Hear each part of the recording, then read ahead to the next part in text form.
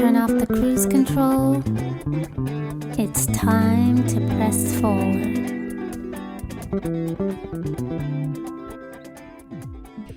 Hello, overcomers. Welcome to another Divine Healing Journey podcast with Tina Hightower-Garrett and Wandah Parenti. This will be episode number 11.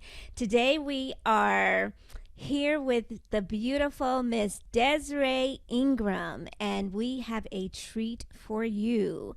This is the episode Seasons of Drought, and it's going to be a real treat. So I want you to definitely sit back, take out your pens and or pencils and your A Divine Healing Journey journals, and get ready to ride. Thank you. I'm ready to ride for sure. But before we continue on this journey, we're going to read our devotional, which is called Wait. And it comes from Isaiah 40:31. But those who wait on Yahweh's grace will experience divine strength. They will rise up on soaring wings and fly like eagles, run their race without growing weary, and walk through life without giving up. Did you play or watch someone play jump rope? If you did, do you remember how you had to wait for the right timing to jump in? It took courage to jump in. Waiting is not easy. Wait on the Lord, be of good courage, and he shall strengthen thine heart. Wait, I say, on the Lord. Psalms 27:14. Abraham was promised an heir through his wife Sarah, despite her old age. This period of waiting lasted 25 years. Sarah did eventually give birth to Isaac, and the Lord did for Sarah as he had promised. Genesis 21:1. Joseph patiently worked faithfully in every situation he found himself in. He waited for God to fulfill his promise that Joseph would be a leader of his people. Genesis 35:5-11. Job waited through suffering. David waited to be king at the appointed time. Hannah waited for Samuel. And the most important wait, Jesus. He waited to begin his ministry.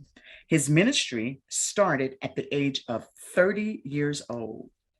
If you're waiting on something, don't give up. I am convinced that God will fully satisfy every need you have. For I have seen the abundant riches of glory revealed to me through the anointed one, Jesus Christ. Philippians 4:19. Don't be discouraged. Have I not commanded you? Be strong and courageous, not to be afraid. Do not be discouraged, for the Lord your God will be with you wherever you go. Joshua 1:9. It takes courage to wait, regardless of our circumstances. While we're waiting, the enemy will whisper lies to us like, it's too late, you're too old or young, you're not good enough. The devil is a liar. We must remain steadfast, continue to wait. It's never too late for us to receive the promises that our Father has for us. Thank you, Tina, for reading that beautiful devotional. That comes to us from our journal, A Divine Healing Journey Prayer and Devotional Journal. That's week 20, page number 81. Wait. So I'd like to take this opportunity to go ahead and introduce to you Miss Desiree Ingram.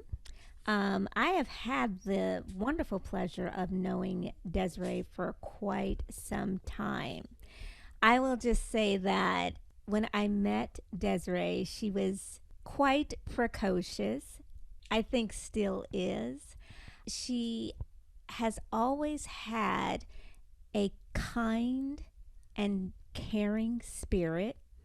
And she may not know this, but even I think it was probably about 15 or 16 years ago when I met Des, she had this incredible strength all around her and in her. I don't think she did know the strength that she possessed. But she's been a wonderful friend, and I am so honored to have her on the podcast with us today. And she is going to really enlighten us on some things on how to live in seasons of drought. But to give you some more wonderful things about Miss Desiree, she is an aspiring author and a creative entrepreneur.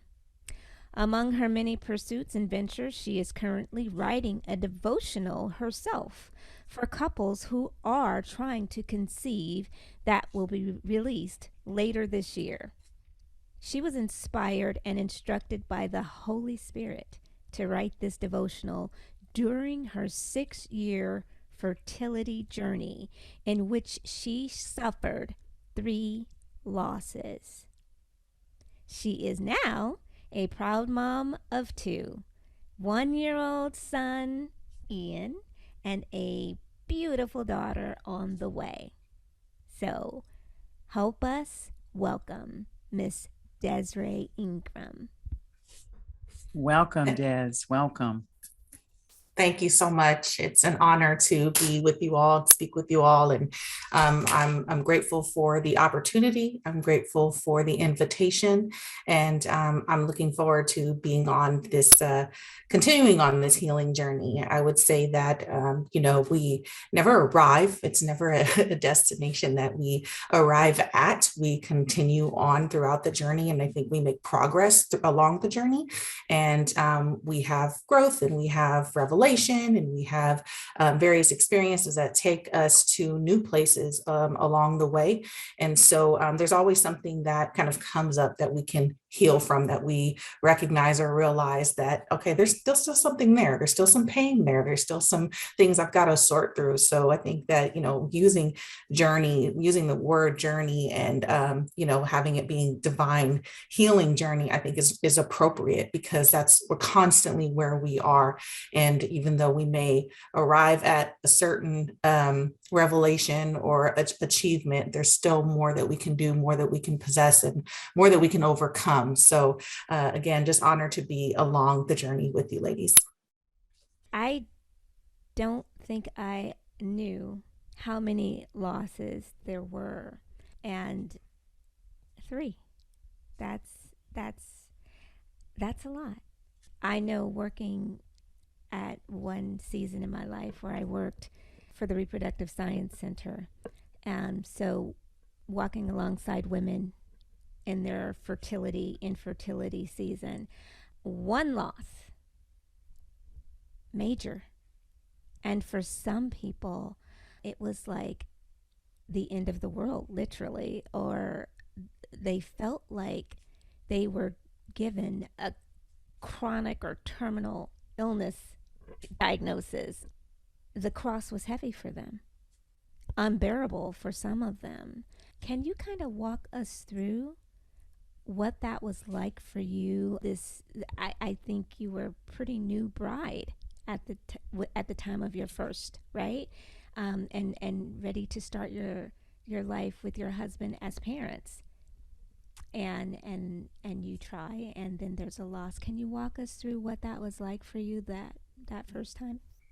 Absolutely. So my experience was a bit of a mixed bag. I think when we started, I recognized, and accepted the fact that it may not happen immediately. I'd heard a lot of people say, oh, well, it took me a year, or, it took me 6 months. And so I had an idea going into it that it wouldn't happen immediately, but I didn't think it would take as long as it did. So we got married in 2013. We decided that we would start trying to conceive in 2014. And there were a few years that went by, and along the way, the first year I said, okay, well, I'm just making it through this first year. This is what people said, I'm going to wait at least a year. So we're just smooth sailing and enjoying the process, and, it'll happen. And year 1 passes, year 2 comes along, year 3, and I'm like, okay, wait, it wasn't supposed to take this long. What's going on? What's happening? And so it was year 4 that we got our first yes. right? So we're like, okay, yes, it's happening. It's happened now. Don't know why it took 4 years, but here we are. And so, shortly after that, we had a miscarriage, and so our first yes became our first no, and became our first loss. And so we're like, trying to process it all, and it's nearly impossible to, right? Because especially when you're a believer, and this is what I'll say, why my experience was such a mixed bag is because all along the journey, I knew that it was going to happen. I stood firm on that. I believed that it would happen. I just didn't know when. So when it finally did happen, then you start to have these questions and these doubts, and you're really, I almost hate to say it, but you're upset with God. You're questioning God, and you're like, okay, I know you can, so why aren't you? And that was a question that I asked myself a lot along the way, right? Leading up to year 4. And then year 4 comes around, and it's like, okay, I had it, and now I don't. It was right there, and now it slipped from my grasp. And how can, Lord, the desires of my heart, and you're a loving father, and yet you're causing this pain, right? And so there was a lot of emotions, and a lot of frustration, and I'm really candid with my heavenly Father. Like, he knows me. We have really direct conversations. Sometimes I'm like, look, God, this ain't working for me. What are you doing? I love it. Come on. Yeah, Come that's on. called a relationship, girl. Right.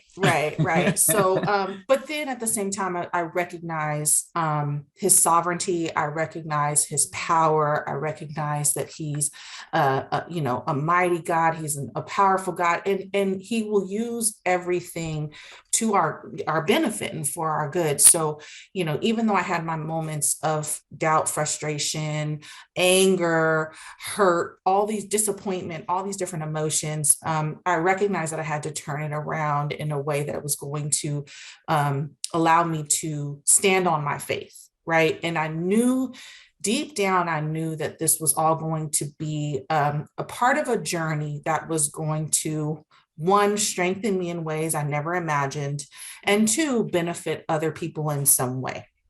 So those were some of the things that I would kind of tell myself to encourage myself along the way. It's like kind of psyching myself up, or trying to pull myself out of the rut that I would find myself in, so that way my world didn't crumble, so that way life didn't end with that loss, that I knew that there was life after the loss.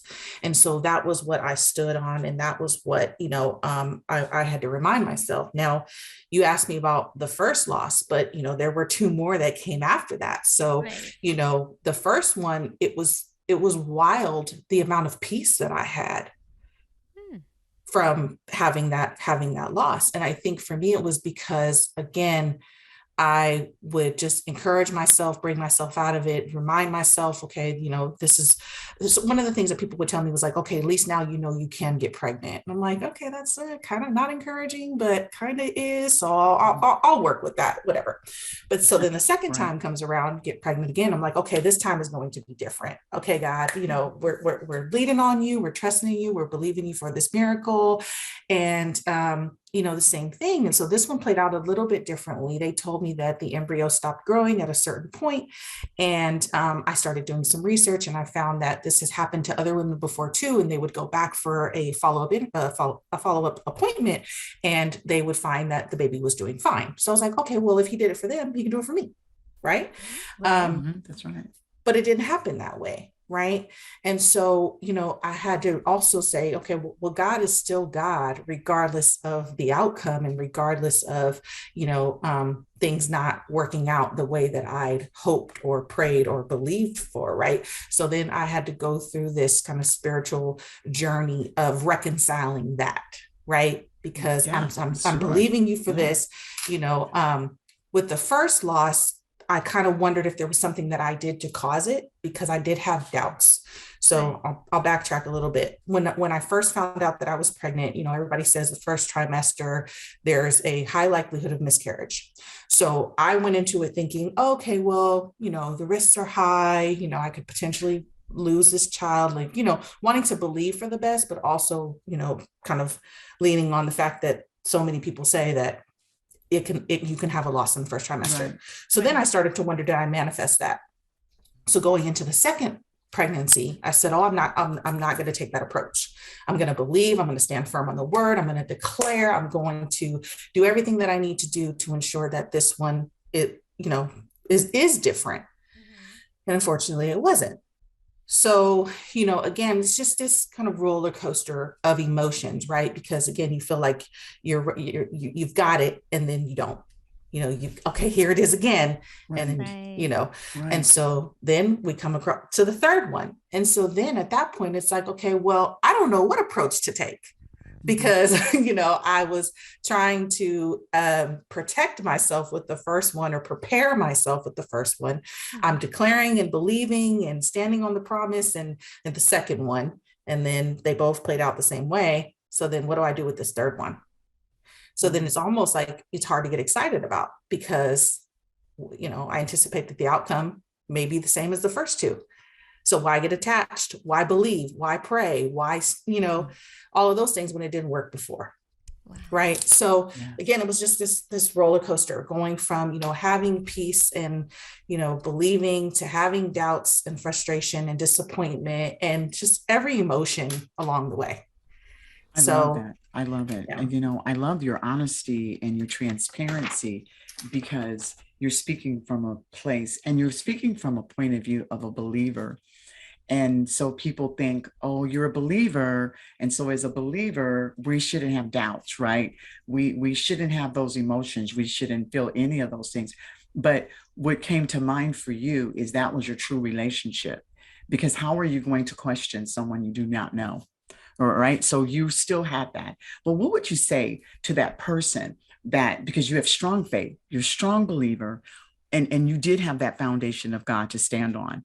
What would you say to that person who does not have that foundation, and they don't have that to stand on? They don't even know what the Bible looks like in some cases, and they could be going through it right now, and they haven't turned to a point of peace or a point of refuge, which is God, right? And they're going through this. Do you have like any suggestions for them? We know one, and they need to turn to God, right? But how do we get there? How do we get there? Because like you just mentioned, even as a believer, it was difficult because the doubts were there. So how would you speak to that unbeliever, that person who is going through what you went through, and they just don't see any hope?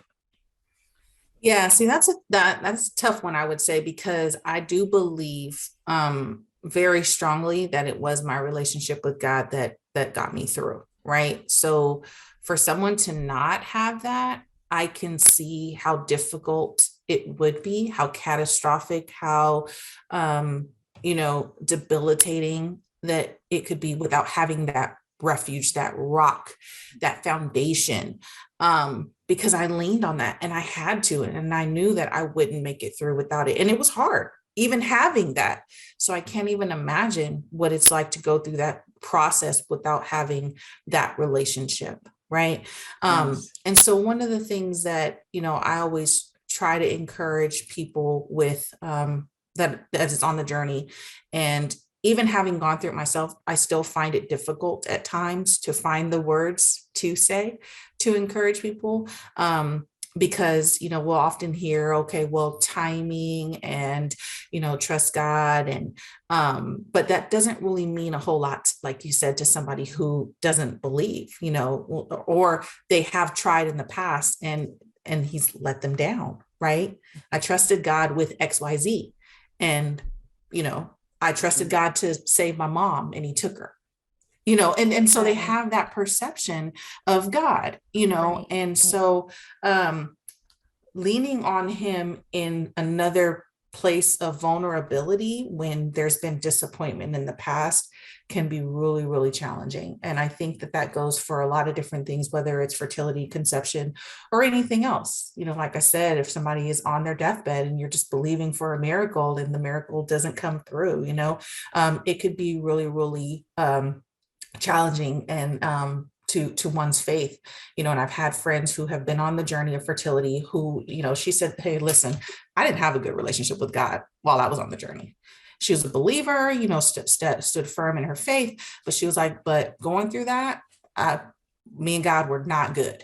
Right. So I can understand that. And but in hindsight, she can look back and say, okay, well, now I see what he was doing. But at the time, wasn't feeling him. Right.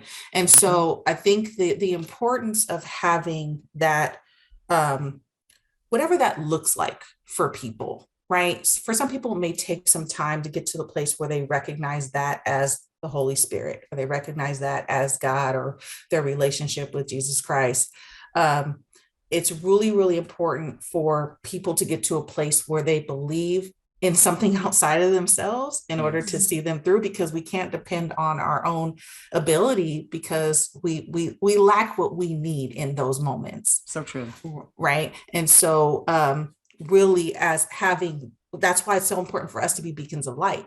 Right. That's why it's so important for us to share our stories and share our testimonies, because we can be that example to people that may not otherwise see, experience, or, have that opportunity to have that invitation. Right. Or if they need to be reintroduced because they've had a bad experience, right, that's in the past.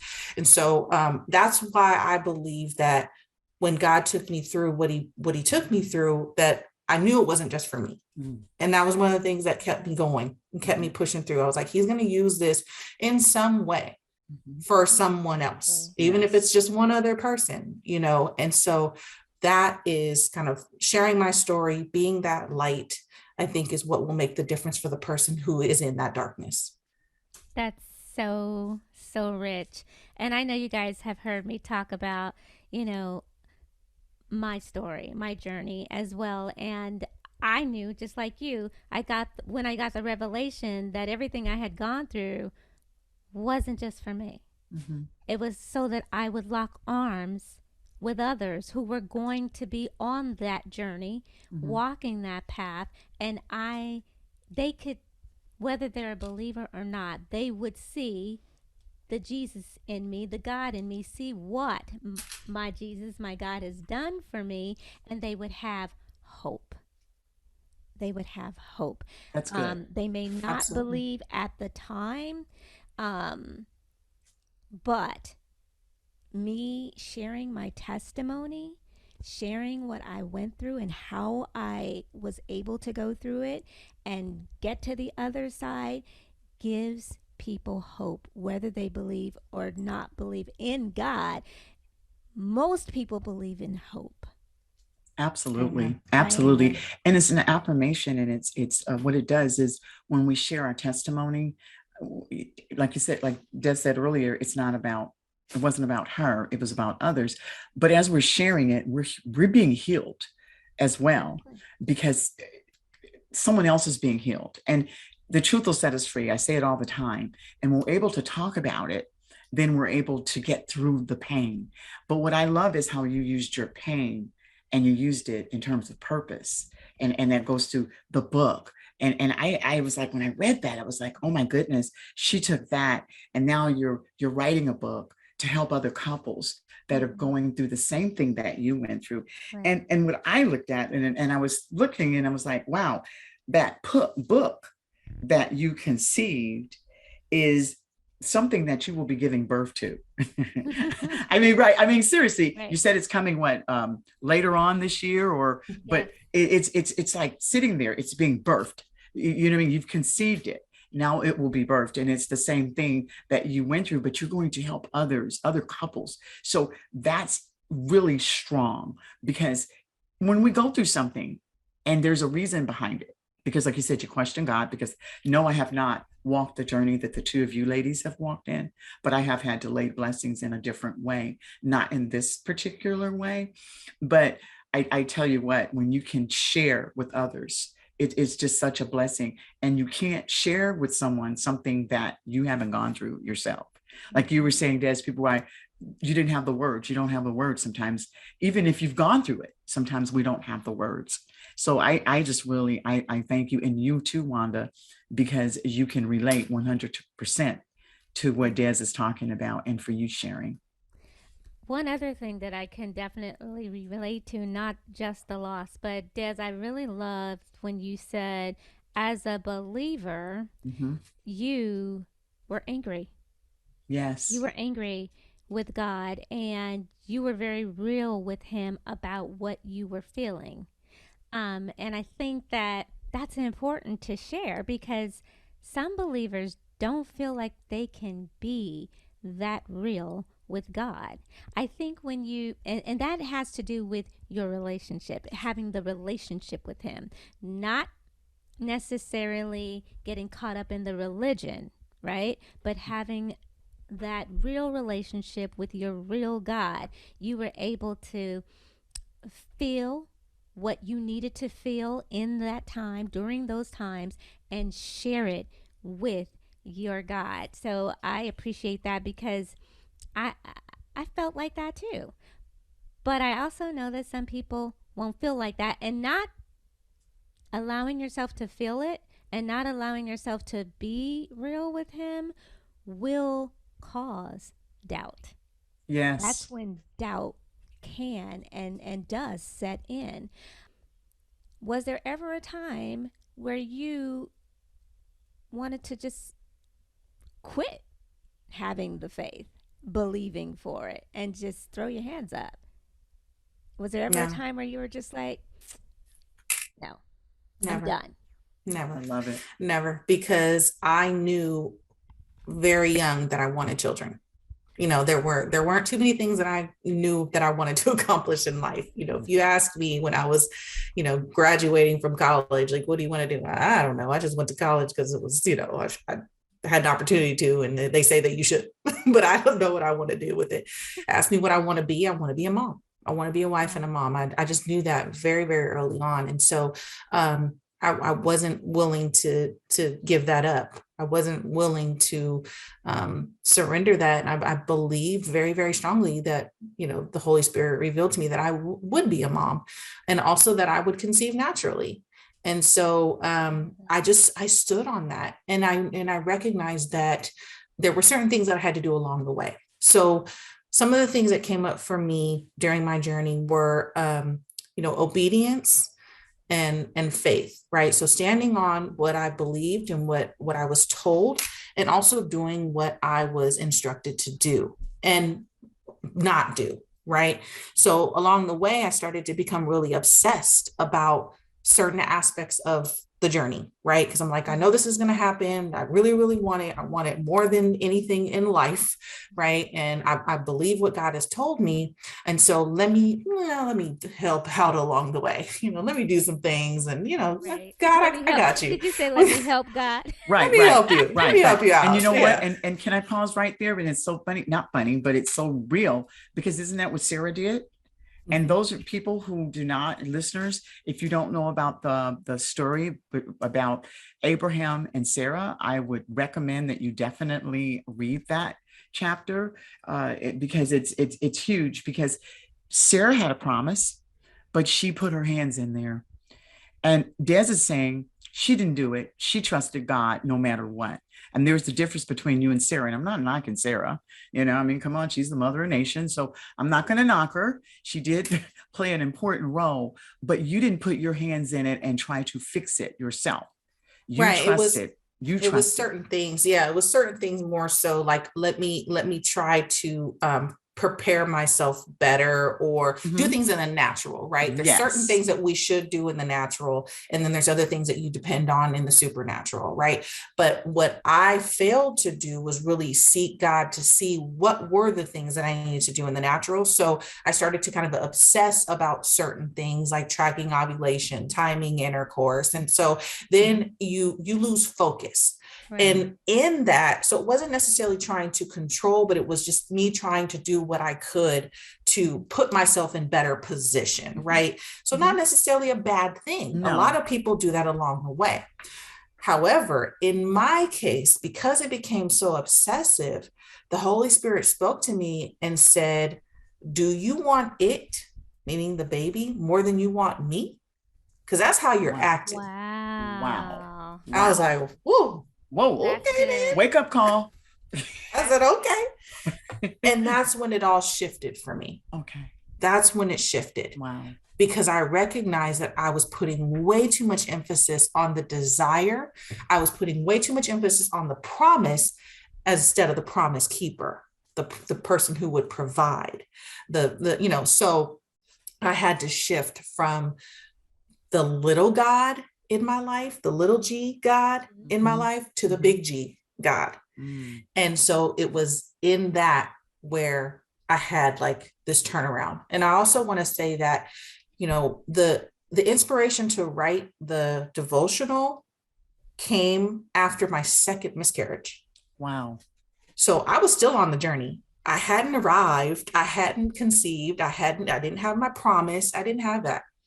But I believe that there's power in sharing our story while we're in the storm, because it's so easy to share after you've accomplished the thing or achieved the thing, or you've got, now that I've got my second child on the way, it's so much easier to talk about the losses and the journey, because I've got the things that I have been praying for. I got the promises, I got the answers to my prayers, right? And so there's this vulnerability and there's this beauty, I believe, in sharing it and inspiring other people while you're in it, and connecting with them while they're in it as well. Because sometimes, and I've been here before too, you'll have people that will encourage you that have received their promise, that have their children after they have been trying to conceive or they've had losses. And it's inspiring, but it also just hits a little bit differently, because then you're like, well, you got your promises. I'm still waiting for mine. So of course you can be encouraging, and of course you can be inspired, and you can be all these, jovial and all these things. Exactly. I'm not there. Right. I'm not there. Right. So I knew that there was a way that I could connect with people in a way that somebody else may not be able to, because there's just, sometimes we forget what it's like to be in the storm once we've gotten out of it. So true. And so I wanted to start documenting that.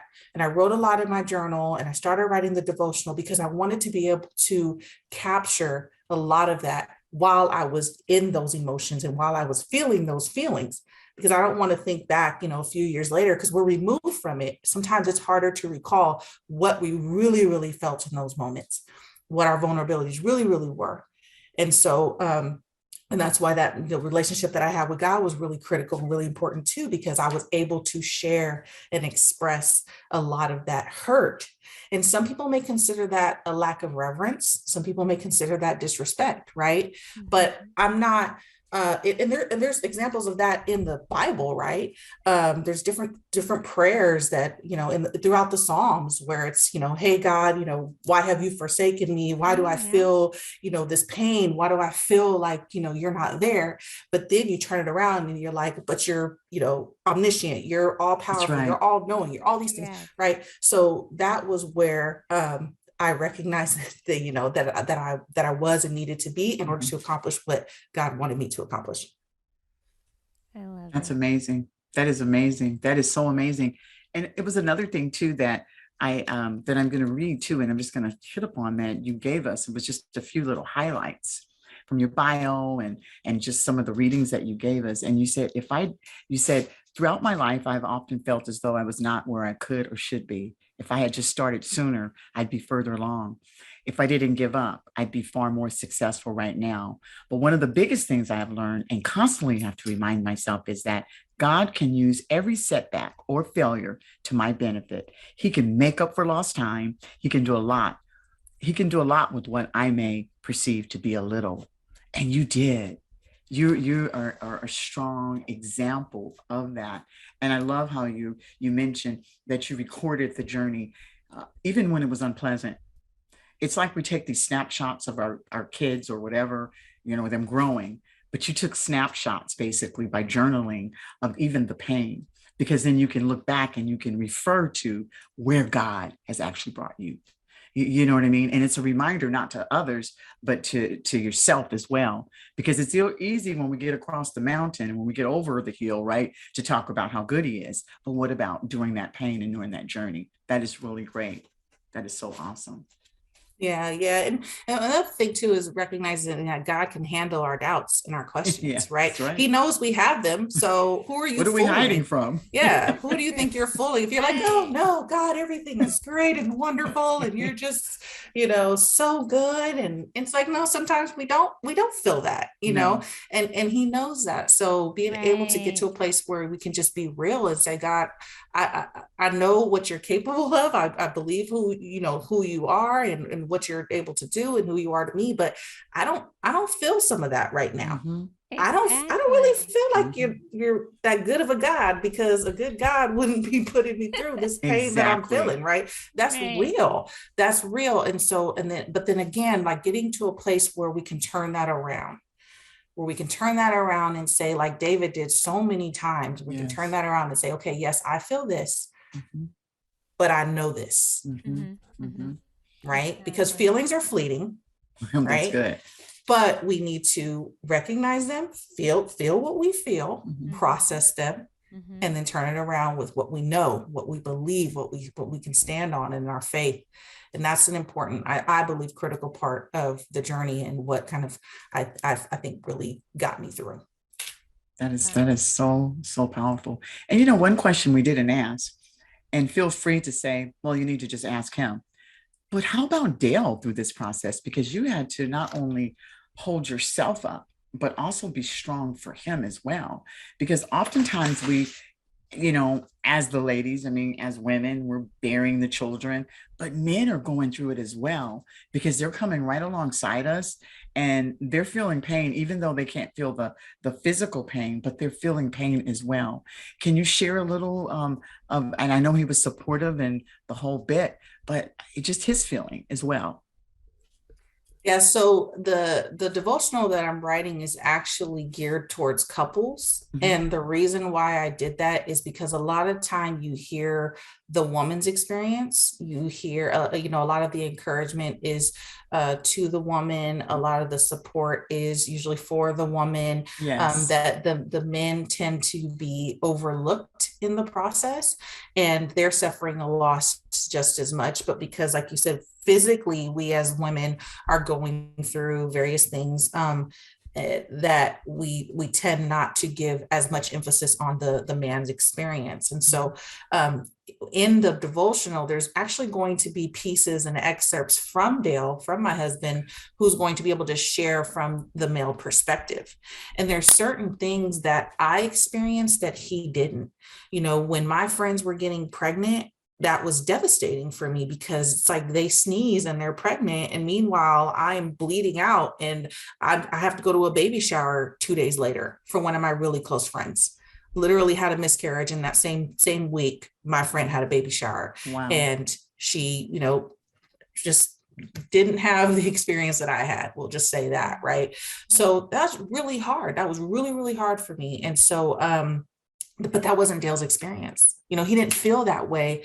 He didn't feel that devastation, that, gut punch every single time something like that would happen, like I did for me. So, it was important for me to be able to capture his experience, and his voice. So, just from a male perspective, obviously he can't speak for every man, but to be able to showcase the ways in which they deal with the process and deal with the pain and deal with the hurt. And not only are they having to process what they feel, but also being supportive, and for us and what we're dealing with and the emotions that we're experiencing and feeling. So there's a lot that they carry. And for my husband, I'm sure there's a lot of other men out there too that aren't Mhm. really as expressive or aren't really as vocal Mhm. about what their experience is, right? So he didn't have a lot of opportunities to really share. The day of our first miscarriage, he had to go to work. Wow. And so he's Wow. like, the whole time, I'm driving to this thing and I have to be at, because there was just a lot of different pieces to this puzzle that came together for this thing that he had to do for work, that, he just felt like he couldn't, he couldn't miss out on. And so then he's having to process what just happened. He arranged to have my mom and my sister there with me. So, I was fine.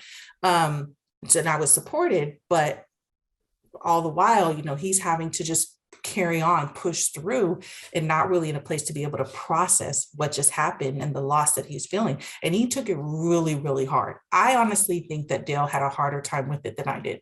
Wow.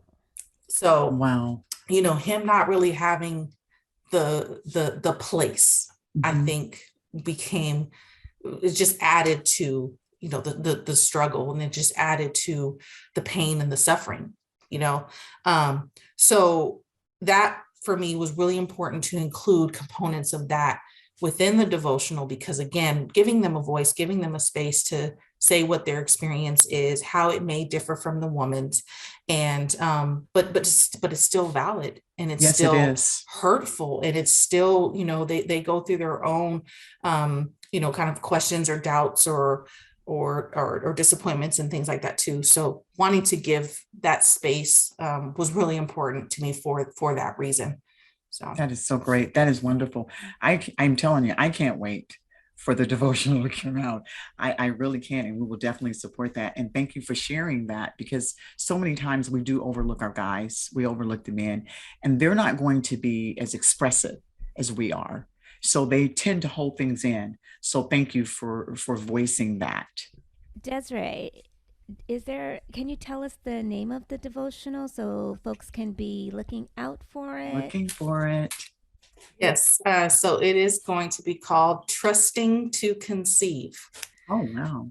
Love and it. So trying to conceive is it's TTC used a lot within the community. And so when you're on the journey, you're saying you're trying to conceive, and they abbreviate it. And so for me, trying meant that I was in control. So it was another revelation that I got through the journey was don't try, trust. I saw that. I love that. So instead of trying to conceive, it's trusting to conceive. I like that. So and, there's certain things that we do. There's certain things that we're responsible for, right? That's where the obedience piece comes in. Mm-hmm. But our faith and our trust is really what we have to lean on, because there's so many things that are outside of our control. And so we can try and never achieve. Mm-hmm. And so it's when we trust, where we can really have that peace and that knowing and that belief that, God can do, and I don't have to depend on my own ability or inability with me trying. Trusting to conceive. Good. That is really good. Thank you. And if anyone from our audience would like to contact you, if they have questions, maybe they're on a journey themselves, a similar journey, or they know someone who's on the journey and just have questions, how might someone be able to reach you? So I'm actually tracking my journey of writing the devotional, as well as some of the other pursuits and endeavors on Instagram. So I started an Instagram that is, it's Multipreneur Mom. So it's like entrepreneur, but multipreneur, because I'm doing all the things. So that's a good one. Multipreneur Mom on Instagram. And so again, I'll be sharing that journey of not only the devotional, but of a lot of the other things that I'm working on. So you can follow along there and reach out and send me a message. And I'm always an ear, a shoulder, whatever it takes that to get people through and help support them along the way, because I've been there. And even like I said, I don't always know what to say, but through the Holy Spirit, I can say what needs to be said in those moments. So that is so beautiful. And now you're sitting here, a mom of two. I just look at you, and well, our listeners can't see you, but I'm just so in awe of what God has done, and it's a blessing, to others. Thank you.